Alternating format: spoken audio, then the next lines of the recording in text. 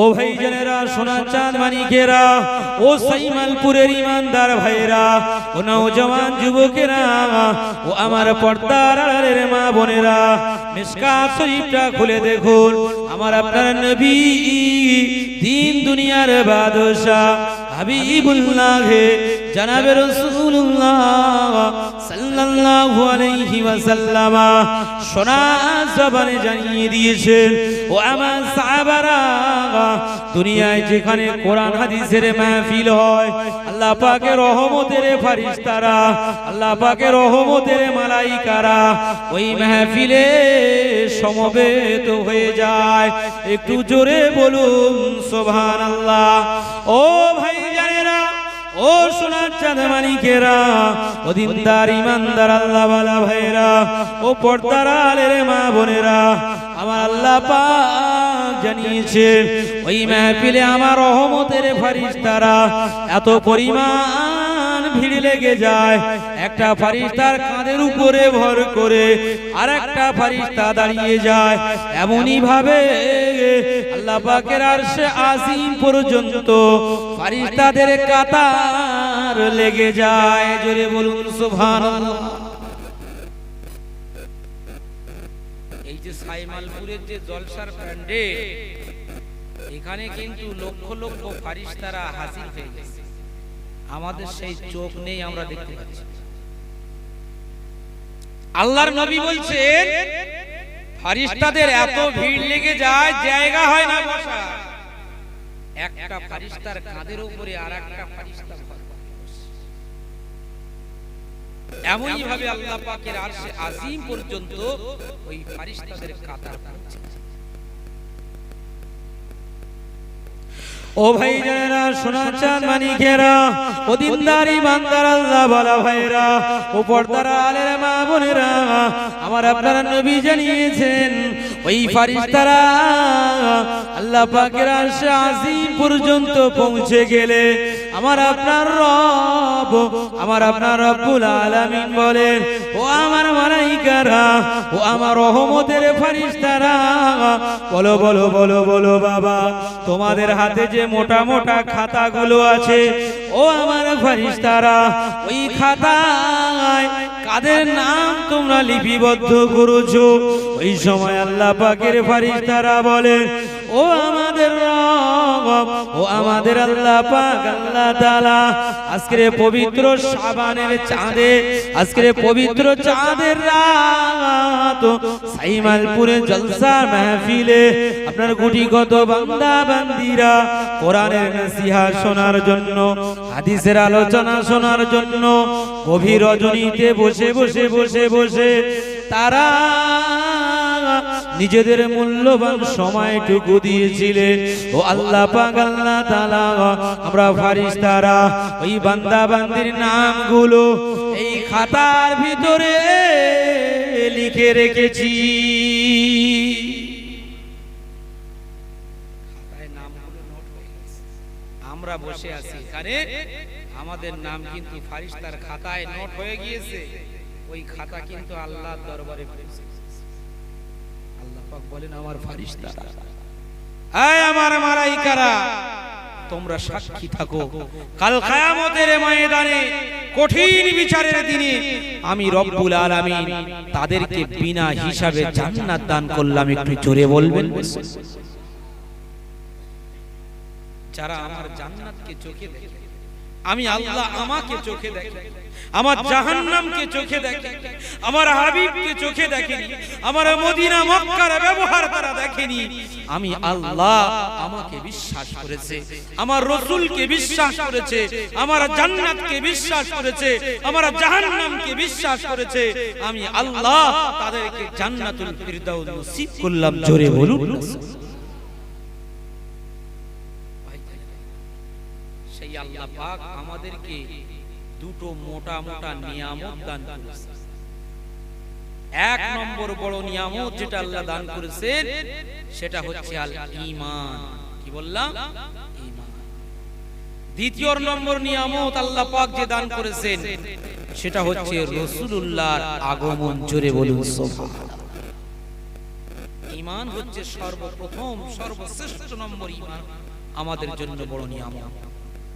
আজকে যদি আমি আপনি মুসলমান ঘরে জন্ম নিতাম, আজকে যদি আমি আপনি মুসলমান ঘরে জন্ম না নিয়ে ইহুদি নাসরার ঘরে জন্ম নিতাম, তাহলে আমার আপনার হাসরটা কিন্তু জাহান্নাম। কিন্তু আমার বাপ দাদারা মুসলমান ছিল, তাই আমি আপনি মুসলমান ঘরে জন্ম নিয়ে আমার সার্টিফিকেটটা জান্নাতি করতে পেরেছি। জোরে বলুন সুবহানাল্লাহ। তাহলে ঈমান কত বড় নিয়ামত। এই ঘর তৈরি করতে গেলে, পাকা ঘর তৈরি করতে গেলে কলম দেওয়া হয় না?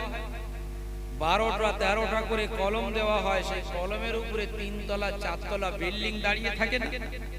ঠিক তদ্রূপ এই ইসলামটা দাঁড়িয়ে আছে 5টা খুঁটির উপরে। কটা খুঁটির উপরে?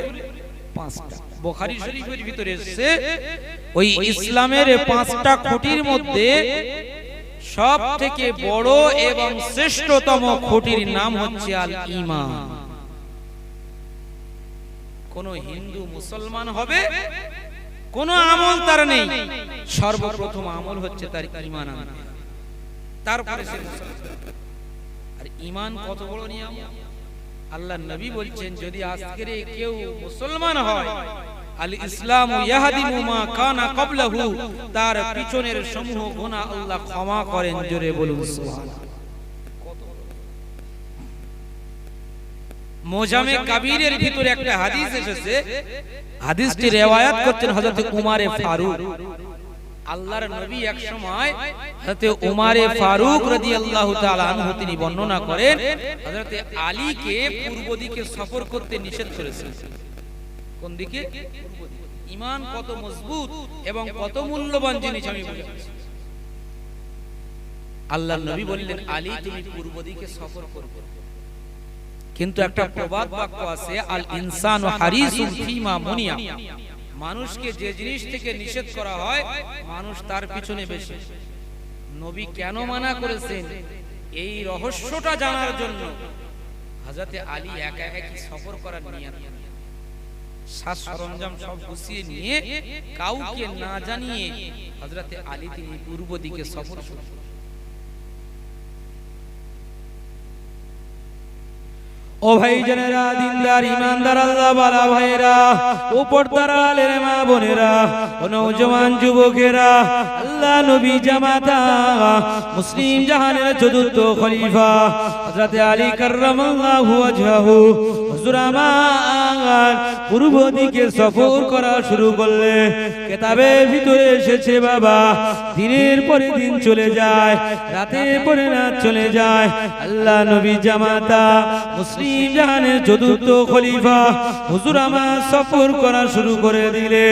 গুটি গুটি গুটি গুটি পায়ে সফর করতে করতে করতে করতে আমার নবী জামাতা মুসলিম জাহানের চতুর্থ খলিফা আমার একটা গভীর জঙ্গলের ভিতরে প্রবেশ করলে। গভীর জঙ্গলের ভিতরে ঢুকলে হযরত আলী দেখছেন যে গভীর জঙ্গলের ভিতরের গাছগুলো বৃক্ষগুলো এত ঘন, সূর্যের কিরণ সেই জঙ্গলের ভিতরে কোনোদিন পড়তে পারে না, এত গভীর। সেই জঙ্গলে কোনো মানব নেই, দানব নেই, কেউ নেই, জনশূন্য এলাকা। হযরত আলী একা একা তার ভিতরে ঢুকলেন।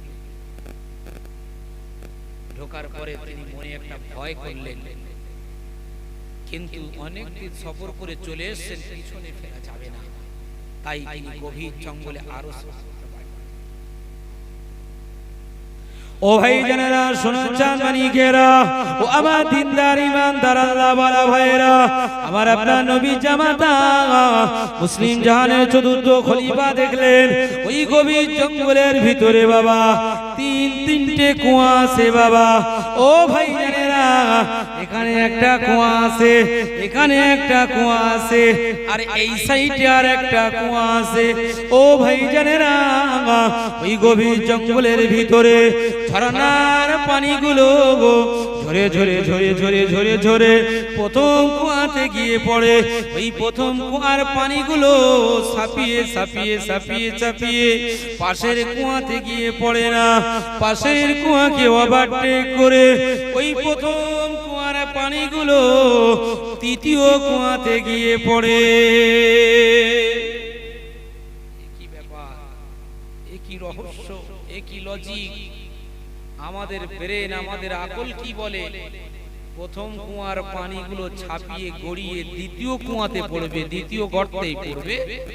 কিন্তু না, আল্লাহ নবী সাহাবী দেখছেন ওই পানিগুলো ওভার ব্রিজের মতো তৃতীয়। আলী মনে মনে ভাবছেন, প্রথম সফরেই যদি এত রহস্যজনক ঘটনা ঘটে, সামনে যে কি হবে আমি আলী বুঝতে পারছি। এই জন্য হয়তো রাসূলুল্লাহ আমাকে নিষেধ করেছিলেন পূর্ব দিকে সফর। বুখারী শরীফের ভিতরে এসেছে, দাজ্জাল যখন বার হবে এই পূর্ব দিক থেকেই দাজ্জাল কিন্তু আসবে। বুখারী শরীফের হাদিস, দাজ্জালের আবির্ভাব কিন্তু পূর্ব দিক থেকেই হবে। আর মুজামে কাবীরের হাদিস সেটাই বলছে, আল্লাহর নবী এদিকে যেতে নিষেধ করেছেন। ও ভাই জানেরা, দিনদার ইমানদার আল্লাহ ওয়ালা ভাইরা, ও পর্দার আলের মা বোনেরা, আমার আপনার নবী সাহাবী, মুসলিম জাহানের চতুর্থ খলিফা, আমার নবী জামাতা ওই সফরটা আরো আগিয়ে বাড়িয়ে দিলেন। ওই গভীর জঙ্গলের ভিতরে যাওয়ার পরে আমার আপনার নবী সাহাবী দেখতে পেলেন ওই গভীর জঙ্গলের ভিতরে একটা সুন্দর অট্টালিকা দেখতে পেলেন, একটা সুন্দর বালাখানা দেখতে পেলেন। আমার নবী সাহাবী গুটি গুটি গুটি গুটি পায়ে ওই অট্টালিকার দিকে অগ্রসর হলেন। কিছুটা দূরে যাওয়ার পরে আমার নবী সাহাবী দেখলেন ওই গভীর জঙ্গলের ভিতরে যে সুন্দর অট্টালিকা খানা আছে। ও ভাই জানেরা, ও আমার মা বোনেরা, ওই অট্টালিকার মেন গেটে তালা লাগানো আছে, দরজা জানলাগুলো বন্ধ করা আছে। সেখানে কোনো মানব নাই, দানব নাই, জনশূন্য এলাকায় আমার নবী সাহাবী দাঁড়িয়ে দাঁড়িয়ে দোকান হাত তুলে আল্লাহর কাছে মোনাজাত করেন। ওগো আমার আল্লাহ পাক, আল্লাহ তাআলা, ও মহান রব্বুল আলামিন, আপনি আমাকে যাত্রায় রেহাই দিয়ে দিন। আমি নবীর কথা অমান্য করেছি বলে আজকে বিপদের সম্মুখীন হলাম। হঠাৎ করে ওই গভীর জঙ্গলের অট্টালিকার দরজার জানলার তালাগুলো এমনিতেই সব খুলে গেছে, আর তার ভিতর থেকে বার হচ্ছে বন্য শূকর, বন্য কুকুরগুলো ওই ঘরের দরজা জানলা দিয়ে লাফিয়ে লাফিয়ে বার হয়ে গোটা জঙ্গলের ভিতরে ছড়িয়ে যায়। মানুষ বার হচ্ছে। আল্লাহ নবী সাহাবী ওই সফরটাকে আরো আগে বাড়িয়ে দিলেন। ওই গভীর জঙ্গলের ভিতরে আরো সফর করা শুরু। কিছুটা দূরে যাবার পরে দেখছেন ওই গভীর জঙ্গলে আরো একটা ঝোপ আছে, ঝাউয়ের ঝোপ। সেদিকে যখন আল্লাহ নবী সাহাবী আগে বেড়েছে, দেখছেন ওই গভীর ঝোপের ভিতর থেকে একটা কদাচিত মহিলা, হাতেতে তার উলঙ্গ তলোয়ারি, মাথাতে তার ডাব বাঁধা আছে। ওই কালো মহিলাটা উলঙ্গ তলোয়ারিটা নিয়ে হযরতে আলীর দিকে ছুটে ছুটে আসছে। ও দিনদার ইমানদার ভাইরা, মুজামে কাবীরের ভিতরে হাদিসটি আছে বাবা। আমার নবী জামাতা মুসলিম জাহানের চতুর্থ খলিফা ওই সফরে দেখলেন ওই কদাচিত মহিলাটা হাতে তার উলঙ্গ তলোয়ারিটা নিয়ে আমার নবী জামাতার দিকে ছুটে ছুটে আসেন বাবা। নবী সাহাবীর হাতটা ধরে, হযরতে আলীর হাতটা ধরে হিড়হিড় হিড়হিড় করে ওই গভীর ঝোপের দিকে টেনে নিয়ে যায়। আমার আপনার নবী সাহাবী আল্লাহর কাছে দোয়া করলেন, ওগো আমার আল্লাহ পাক, যে নবীকে আপনি ভালোবেসে আপনার নামে পাশে জায়গা দান করেছেন, ওই নবীর নাম নিয়ে দোয়া করি আল্লাহ পাক আপনি আমাকে যাত্রায় রেহাই দিন। ও মা বোনেরা, ও ভাইজানেরা, ও সোনার চাঁদ মানিকেরা, আমার আপনার নবী জামাতা দোয়া করলেন, ওগো আল্লাহ পাক, আল্লাহ তাআলা, যে নবীর নামটা ভালোবেসে জান্নাতের প্রতিটা পাথরে পাথরে খোদাই করেছে, যে নবীকে ভালোবেসে জান্নাতের প্রতিটা হুরের কপালে কপালে কপালে কপালে নামটা লিখেছে। ও মহান রব্বুল আলামিন, যে নামটা ভালোবেসে আপনি আপনার নামের পাশে জায়গা দান করেছে, ও রব্বুল আলামিন, যে নবীকে আপনি ভালোবেসে কালেমা শরীফের পাশে জায়গা দান করেছেন, যে নবীর নামটা না পড়লে কালেমা শরীফ অসম্পূর্ণ থেকে যায়, যে নবীর নাম ওসিলা করে 350 বছর পরে নবী আদমের তওবাকে আপনি কবুল করেছিলেন, সেই নবীর নাম নিয়ে আমি আলী দোয়া করি, আপনি আমাকে এ যাত্রায় রেহাই দিন। জোরে সরে বলুন সুবহানাল্লাহ।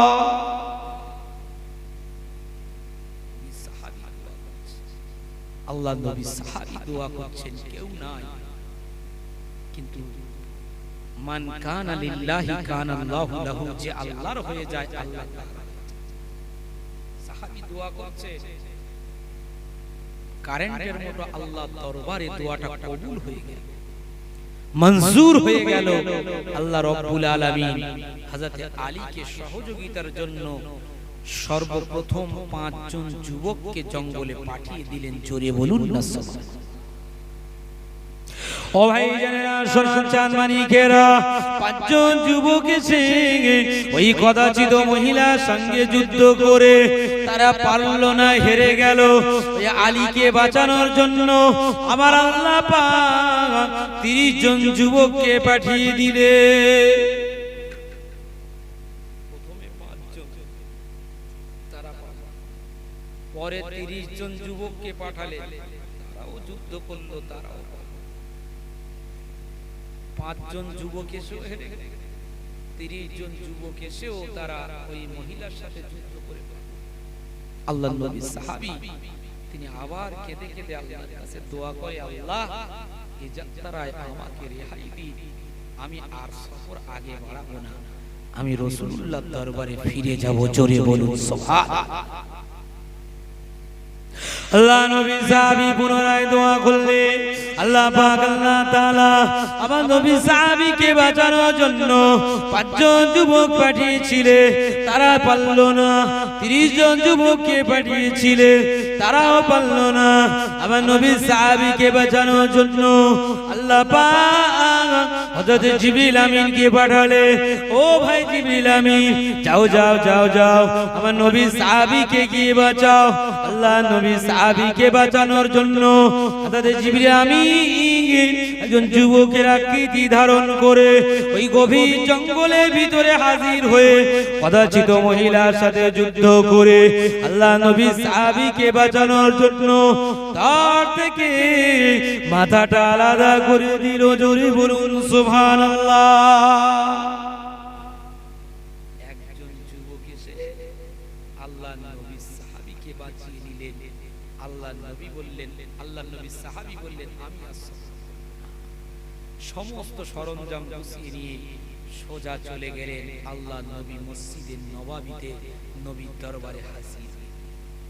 নবী আমার আসরের নামাজ পড়িয়ে মসজিদে নববীর সিঁড়ি দিয়ে নামছিলেন, আল্লাহ নবী সাহাবী হাজির। আল্লাহ নবী সাহাবী গিয়ে বললেন, আসসালামু আলাইকা ইয়া রাসূলুল্লাহ, আসসালামু আলাইকা ইয়া হাবিবাল্লাহ।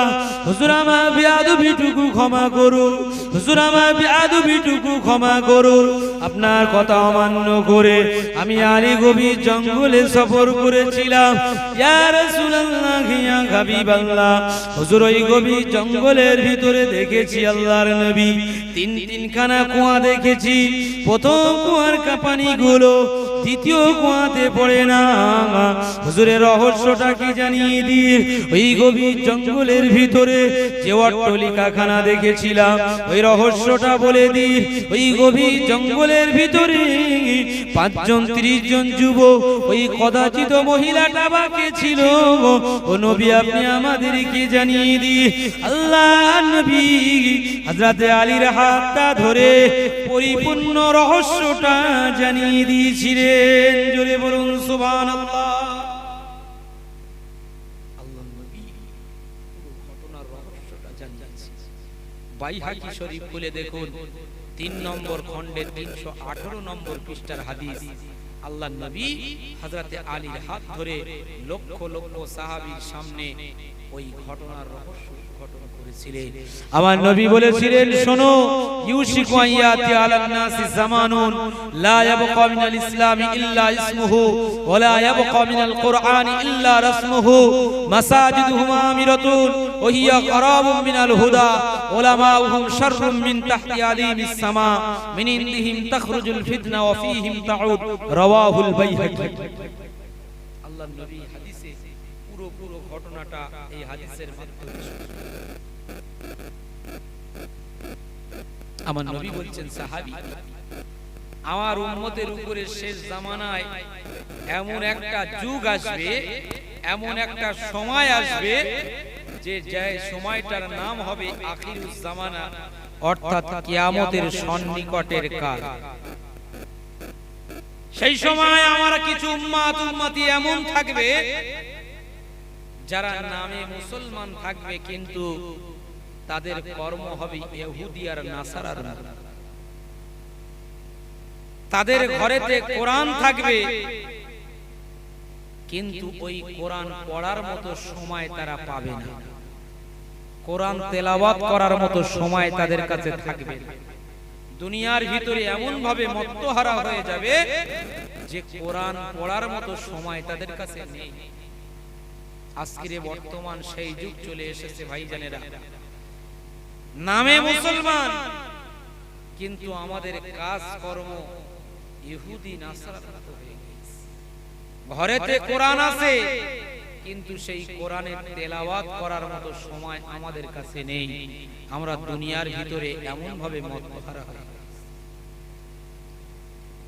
নামাজ কালাম আমরা ধার ধরিনি, মসজিদে আজান হয় আমরা নামাজ পড়তে আসিনি, কিন্তু শয়তান ডাকলে আমরা মেলায় চলে যাই, মসজিদে আল্লাহ পাক ডাকলে আমরা সেখানে যাই।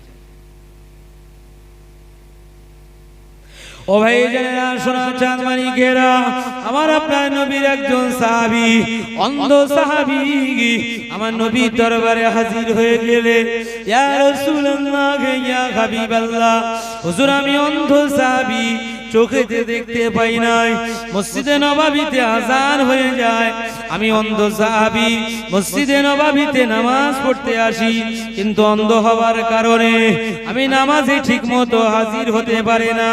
ইয়া রাসূলুল্লাহ, আমার নামাজের রাকাত ছেড়ে যায়, কখনো বা 2 রাকাত ছেড়ে যায়, কখনো বা 1 রাকাত ছেড়ে যায়। ইয়া রাসূলুল্লাহ, ইয়া হাবিবাল্লাহ, হুজুর আমার জন্য শরীয়তে কি কোনো ছাড় আছে? ইয়া রাসূলুল্লাহ, ইয়া হাবিবাল্লাহ, আপনি আমাকে জানিয়ে দিন। আল্লাহ নবী, দয়ার নবী বলেছিলেন, ও আমার অন্ধ সাহাবী, তুমি কি মসজিদে নববীর আজান শুনতে পাও? ওই সময় আমার নবীর অন্ধ সাহাবী বলেছিলেন, ইয়া রাসূলুল্লাহ, ইয়া হাবিবাল্লাহ, হুজুর আমি মসজিদে নববীর আজান খানা শুনতে পাই, আমি প্রতিদিন 5 ওয়াক্ত আজান আমি শুনতে পাই। ইয়া রাসূলুল্লাহ, ইয়া হাবিবাল্লাহ, আমার বিধানটুকু জানিয়ে দিন। আল্লাহ নবী বললেন, ও আমার অন্ধ সাহাবী, যদি তুমি মসজিদে নববীর আজান শুনতে পাও, তাহলে তোমার জন্য বাড়িতে নামাজ পড়া জায়েজ নয়, মসজিদে হাজির হয়ে নামাজ পড়তে হবে। সাহাবীরও কোনো ছাড় নেই, কানে যদি আজানের আওয়াজ যায়, ওই ব্যক্তির বাড়িতে নামাজ পড়লে তার নামাজের পরিপূর্ণ সওয়াব সে পাবে না। ওই বান্দাকে মসজিদে এসেই নামাজ পড়তে হবে। এই আদেশ আমার নবী অন্ধ সাহাবীকে করেছিলেন। আমরা তো ভালো, আমরা তো অন্ধ নয়, মসজিদের আজান আমরা শুনতে পাই, আমরা কেন মসজিদে নামাজ পড়ব?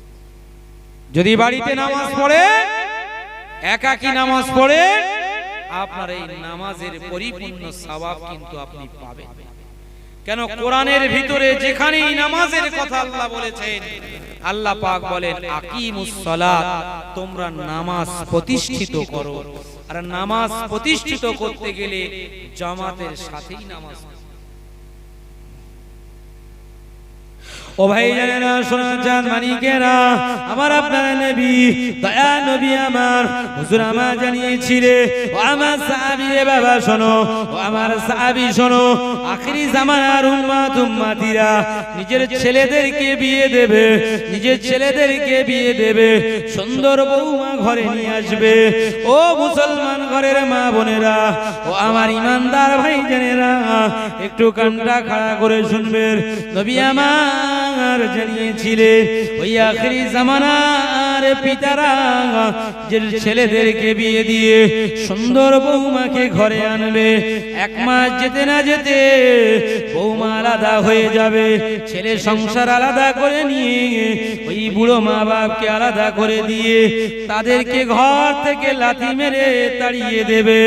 ও নওজওয়ান যুবকেরা, ও আমার পর্দার আলের মা বোনেরা, ও সোনার চাঁদ মানিকেরা, এই সময় ওই ছেলেরা নিজেদের আত্মীয় স্বজনকে লাথি মেরে ঘর থেকে বার করে দেবে। বাবা, আত্মীয় স্বজনদের সাথে কোনো রকমের সম্পর্ক থাকবে না, ভাই ভাইয়ের ভিতরে কোনো সম্পর্ক থাকবে না, বোনেদের ভিতরে কোনো সম্পর্ক থাকবে না।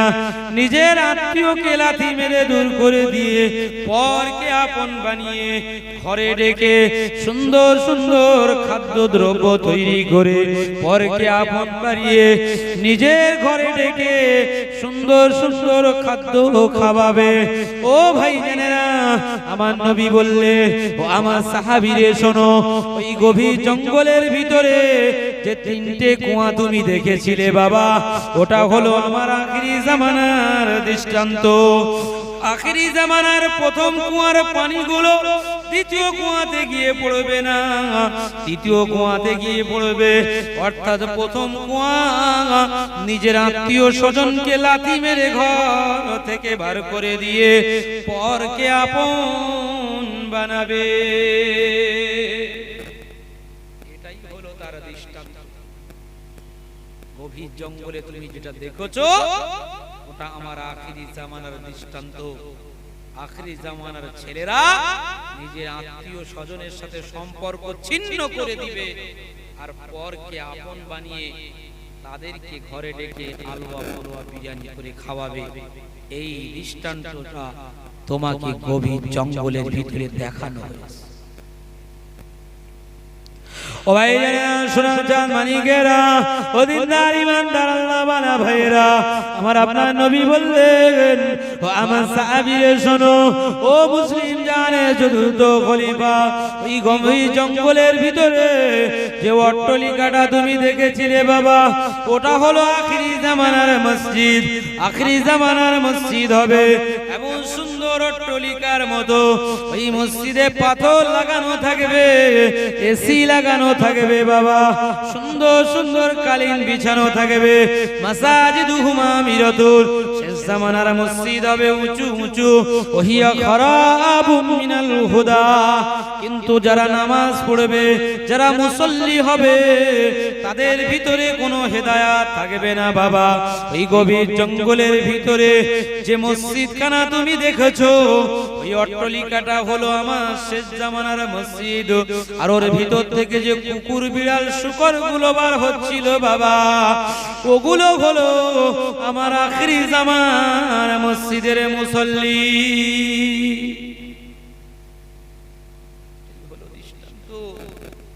মাসাজিদুহুমা মিরাতুন, বাইহাকি শরীফের হাদিস। সুন্দর হবে, উঁচু হবে, কিন্তু হেদায়াত থাকবে না। ওহিয়া খারাবুম মিনাল হুদা, যারা নামাজি হবে তাদের ভিতরে হেদায়াত থাকবে না। আজকের বর্তমান সেই যুগ চলে এসেছে। সাহাবারা নামাজ পড়েছিলেন, হযরতে আলী ওহদের যুদ্ধের সময় পায়ে তীর ফুটে গিয়েছিল, কোন সাহাবী বার করতে পারছেন না, এত বেদনা, এত ব্যথা। নবী সাহাবী বললেন, শোনো, আমি যখন নামাজে দাঁড়িয়ে যাব, তোমরা পিছন থেকে আমার তীরটা টেনে বার করে নেবে। জোরে বলুন না। নবী সাহাবী নামাজে দাঁড়িয়ে গেলেন, পিছন থেকে তীর বার করে নিলেন। সাহাবী বুঝতেই পারেননি যে আমার তীর বার হয়েছে। জোরে বলুন সুবহানাল্লাহ। আমরা নামাজ পড়ি কিন্তু আমাদের পায়ে মশা কামড়ালে আমরা বুঝতে পারি।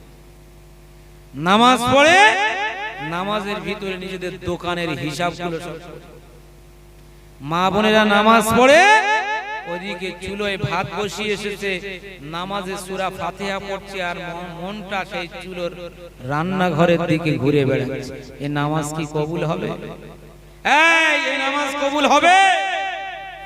কোনোদিন এই নামাজ কবুল হবে না। আপনি নামাজ পড়ছেন কিন্তু শুধুমাত্র নামাজে আপনার বডিটা হাজির, গোটা অন্তরটা আপনি সারা দুনিয়ার দিকে ঘোরাচ্ছেন, এই রকম নামাজ আল্লাহর দরবারে কবুল হবে।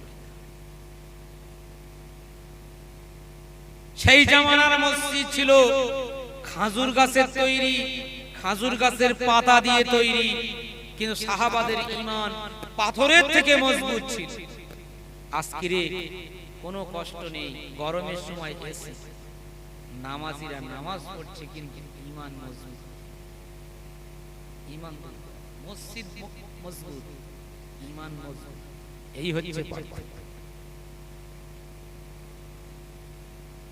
ও ভাইরা শোনা চান মানিকেরা, ও আমার মা বোনেরা, আপনারা যে নামাজ খানা পড়েন, আপনারা যে নামাজ খানা পড়েন, ওই নামাজের ভিতরে যে ফরজ গুলো আছে, ও মুসলমান ঘরের ছেলেরা, ও নওজওয়ান যুবকেরা, আপনারা কি জানেন সেই নামাজের ভিতরে কটা ফরজ?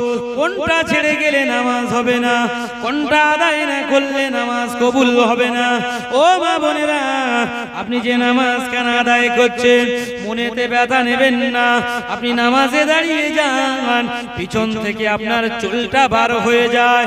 ও মুসলমান ঘরের মা বোনেরা, আপনার নামাজ কিন্তু আল্লাহর দরবারে কবুল হবে না। কেন? আপনার চুলটা ঢেকে নামাজ পড়তে হবে।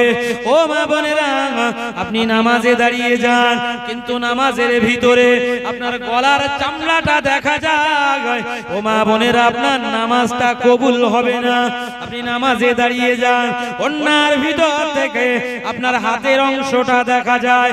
ও মা বোনেরা, আপনার নামাজ কবুল হবে না।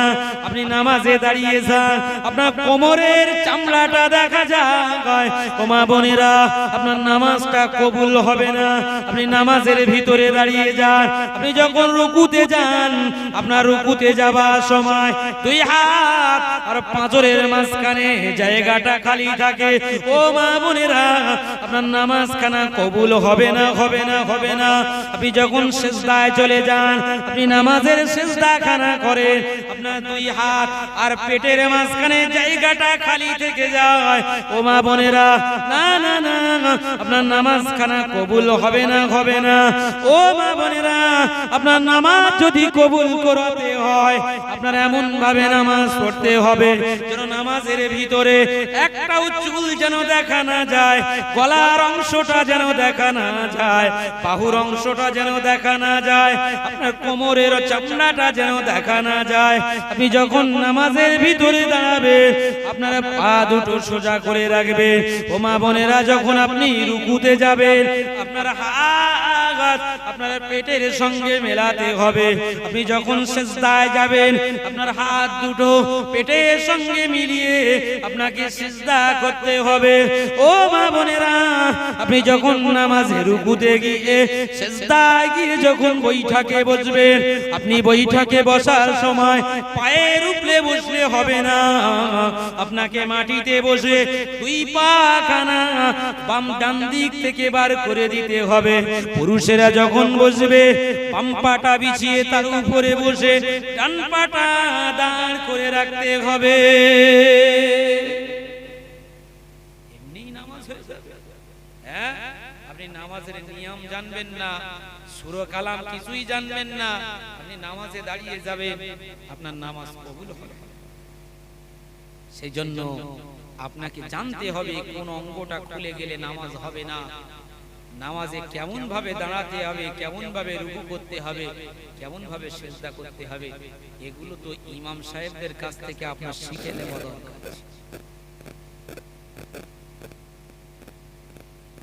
ও ভাই জানেরা, শোনা চাঁদ মানিকেরা, আমার আপনার নবী বললেন, আমার আপনার নবী সাহাবী বললেন, একজন গরীব সাহাবী, একজন গরিব সাহাবী নামাজ পড়তে যান, এমত অবস্থায় ওই গরিব সাহাবীটা নামাজে চলে যান, ঘর থেকে বার হয়ে যায়, স্ত্রী ঝাঁক দিয়ে বলে, ও আমার প্রাণের স্বামী রে, তুমি যে মসজিদে নামাজ পড়তে যাও, নামাজে যাও, আমার কোনো আপত্তি নাই, কিন্তু নামাজে যাওয়ার আগে এক বস্তা আটা তুমি যে ভাঙাতে দিয়ে এসেছিলে, ঘরেতে রুটি তৈরি করার আটা নাই, এক বস্তা আটা খানা নিয়ে এসে নামাজে যাও, আমার কোনো আপত্তি নাই।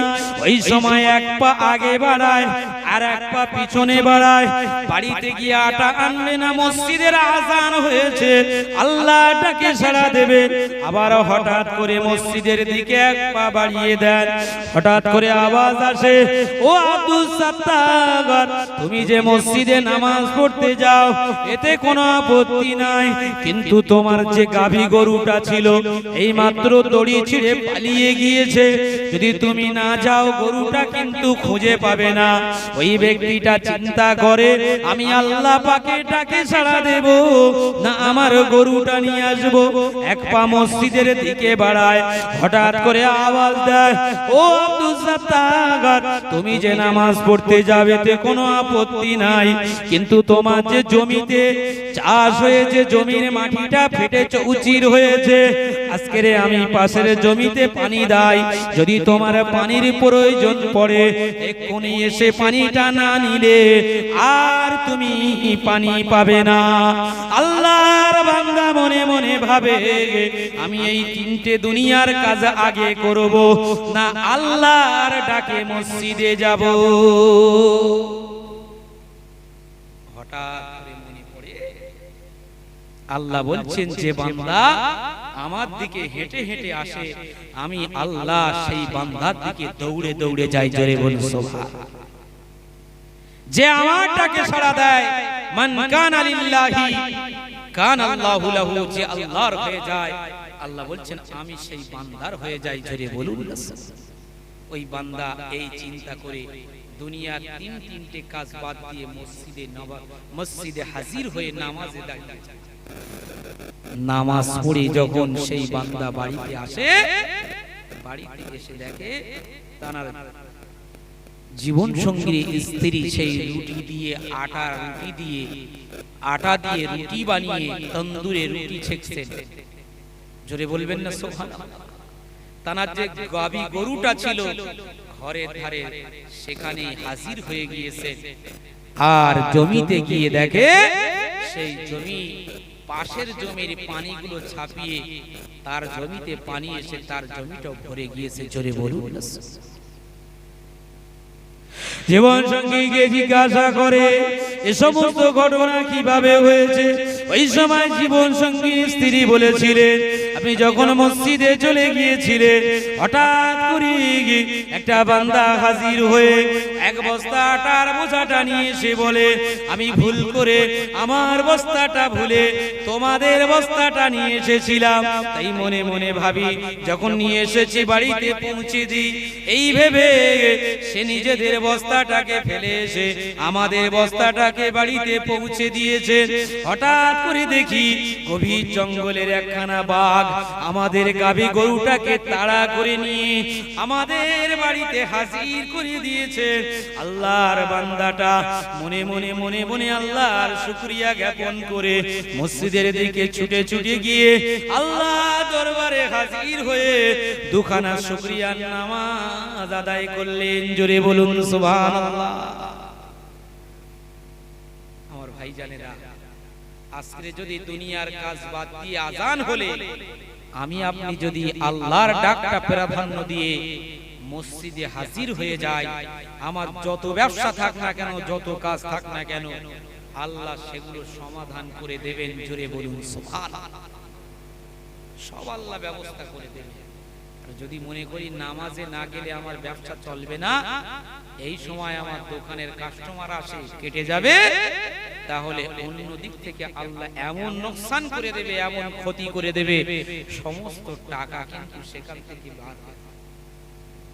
সেজন্য আল্লাহর কাজে আগে সাড়া দেবেন, দেখবেন আপনার সমস্ত মানে দুনিয়াবি কাজ আল্লাহ পাক কোনো না কোনো বান্দার ওসিলায় করিয়ে নিয়েছেন। জোরে বলুন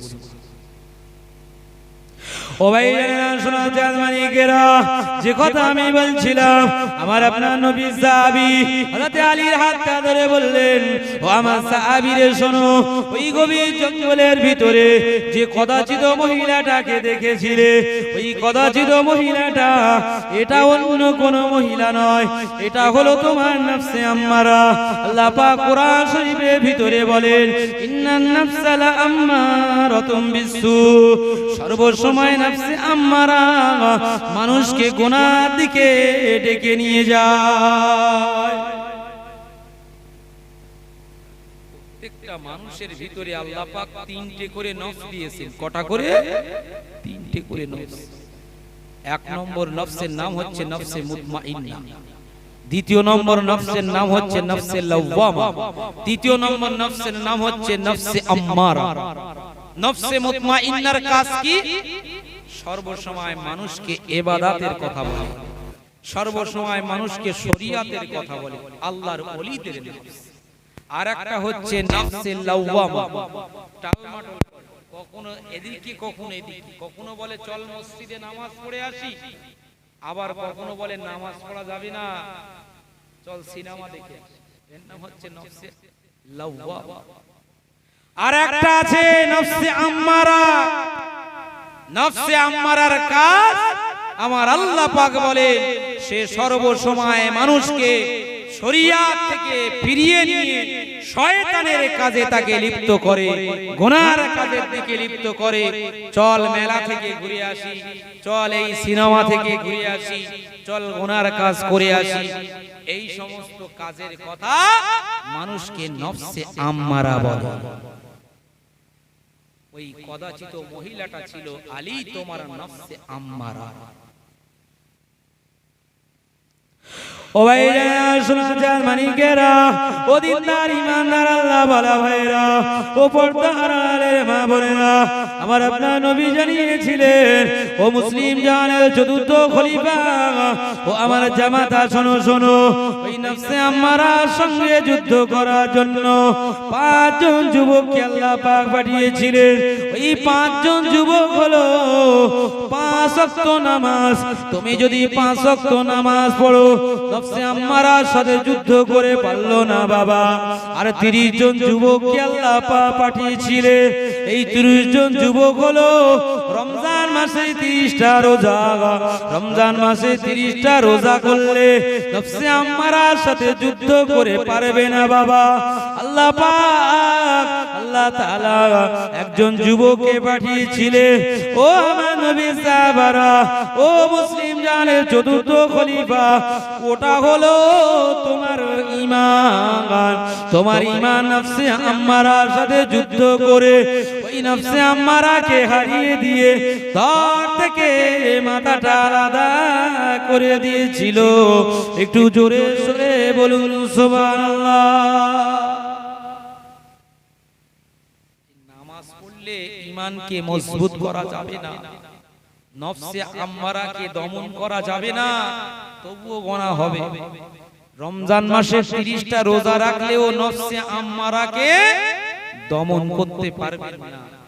যদি আপনার ঈমানটা মজবুত থাকে, ওই ঈমান কিন্তু নফসে আম্মারার সাথে লড়াই করে নফসে আম্মারাকে হারিয়ে দেবেন। জোরে বলুন সুবহানাল্লাহ। সেজন্য আমার আপনার ঈমান, আমার আপনার কলবকে মজবুত করতে হবে।